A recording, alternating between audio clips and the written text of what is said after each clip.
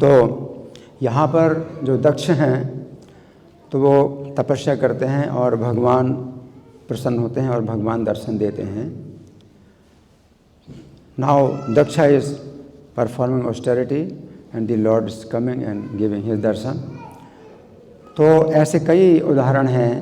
ध्रुव महाराज के सामने भी भगवान ने दर्शन दिया और प्रचेताओं को भी जो है भगवान ने दर्शन दिया, कर्दम मुनि को भी भगवान ने दर्शन दिया।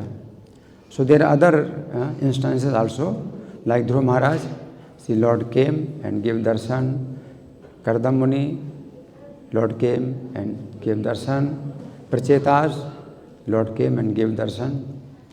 लेकिन दक्ष के इस जो है कथा में कुछ विशेष बात यह है कि दक्ष दर्शन तो प्राप्त करते हैं भगवान का, लेकिन भगवान से बात नहीं करते।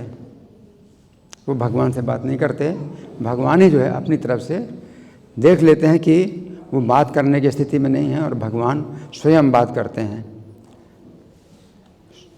सो this is the special case of Daksha, that Daksha does not talk to the lord. He has darshan of Lord, but he does not talk. And the Lord understands chittagya. The Lord understands his consciousness and he himself speaks to Daksha. जबकि ध्रुव महाराज को जब भगवान ने दर्शन दिया तो ध्रुव महाराज की इच्छा है बोलने की, तो भगवान ने अपना शंख उनके गाल में छुआया और ध्रुव महाराज बोलने लगे और स्तुति करने लगे। So in case of Dhruva Maharaj, he is 5-year-old boy and he cannot speak, but he wants to speak. So the Lord touches his conch shell to his cheek and he starts glorifying the Lord. तो यहाँ दक्ष क्या है? प्रजा कामम। वो जो है वो पूर्ण समर्पित नहीं है। अकामा सर्व काम होगा। प्रभु जी ने वो श्लोक उद्धृत किया, अकामा सर्व काम हो मोक्ष काम उदाहरण थी। या तो कोई व्यक्ति अकाम हो या सर्व काम हो या मोक्ष काम हो। यहाँ पर दक्ष क्या है? प्रजा काम। उनकी प्रजा उत्पन्न करने की इच्छा है और वो चाहते हैं कि भगवान मुझे दर्शन दें और भगवान मुझे आज्ञा दें, मैं विवाह करूं और प्रजा उत्पन्न करूं। तो उनका अपना एक जो है दिशा है, किस दिशा में वो कार्य करना चाहते हैं और भगवान से वो अनुमति लेना चाहते हैं, भगवान से अनुमोदन चाहते हैं। So this Daksha has this mentality that he wants to get married, he wants to become Prajapati, he wants to create Praja, and he wants that he has his own direction of working and he wants recommendation of the Lord. तो ये अंतर है दक्ष का दूसरे भक्तों की तुलना में। कर्दम मुनि वो भी विवाह करना चाहते हैं, उनकी विवाह करने की इच्छा है, लेकिन तो भी वो भगवान के सामने बोल रहे हैं कि मैं विवाह करना चाहता हूँ और इस बात से बड़े लज्जित भी होते हैं कि मैं आपके दर्शन प्राप्त करने के बाद भी मैं विवाह करना चाहता हूँ और संसार में संसार बंधन में प्रवेश करना चाहता हूँ। इस बात से वो बड़े लज्जित हो रहे हैं। So Kardam Muni also wants to get married but he expresses his sorrow, he feels very shy and he expresses that after seeing you I want to enter the worldly material life। तो लेकिन दक्ष जो है चूँकि वो प्रजा काम है, वो विवाह करना चाहते हैं, तो भगवान ने समझ लिया कि ये बोलना नहीं चाहते हैं। दक्ष जो है पूर्ण समर्पण नहीं करना चाहते हैं क्योंकि उनकी इच्छा है अपने संसार में जो है प्रजा उत्पन्न करना। So the lord understands Daksha wants to get married but he does not want to express his feelings.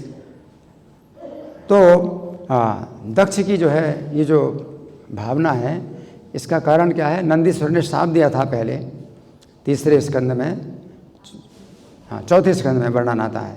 Nandishwar ने श्राप दिया था कि दक्ष जो है ये जन्म जन्म कर्मकांड में ही आसक्त रहेगा, इसको जो है भगवान का शुद्ध प्रेम नहीं प्राप्त होगा, ये कर्मकांड में आसक्त रहेगा। तो नंदीश्वर कर्स दक्षा इन 4th canto in previous life that he will be attached in karma kanda life after life.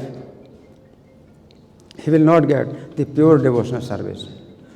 तो इस कारण से दक्ष, लेकिन फिर भी दक्ष की भावना यही है कि वो भगवान से जुड़ा रहे और भगवान उसके कार्य में सहायक हो और मैं जो है प्रजा उत्पन्न करूं और मैं जो है प्रजापति कहलाऊं। तो दक्ष की ये भावना है। So Daksha has this desire.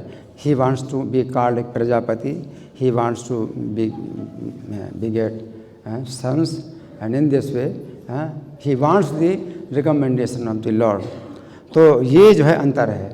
प्रचेताओं ने भी जो है भगवान के दर्शन किए और प्रचेताओं ने जो है भगवान का गुणगान किया और प्रचेताओं से उत्पन्न ये दक्ष हैं। तो प्रचेतास also had got darshan of the Lord and they also glorified the Lord. लेकिन यहाँ जो दक्ष हैं तो उनकी स्थिति एक अलग है। और जब उन्होंने पुत्रों को उत्पन्न किया, 10,000 पुत्र उत्पन्न किए दक्ष ने, तो वो भी चाहते थे कि मेरे पुत्र भी जाएं वन में और तपस्या करें और भगवान के दर्शन प्राप्त करें और भगवान का अनुमोदन प्राप्त करें प्रजा उत्पन्न करने के लिए। Daksha also begot 10,000 sons later on, and he orders his sons, go to forest and have darshan of the Lord, perform severe austerities and get recommendation of the Lord that you have to beget progeny. लेकिन जब नारद जी देखते हैं उनको 10,000 पुत्रों को, ये तो बिल्कुल शुद्ध हृदय के हैं, तो मैं तो इनको प्रीच करूँगा, प्रचार करूँगा, तो संसार में अब प्रवेश ही नहीं करना, विवाह करना ही नहीं। So Narada, when Daksha begot 10,000 sons, he wants that these 10,000 sons should go to forest and perform severe austerities, have the son of the Lord, and then get recommendation of the Lord that they will get married and they will create progeny. So, but Narada sees they are pure-hearted. Let me preach them, and they will not go again to the worldly life. तो नारद जी उनको प्रचार करते हैं। तो दक्ष के case में ये अंतर है।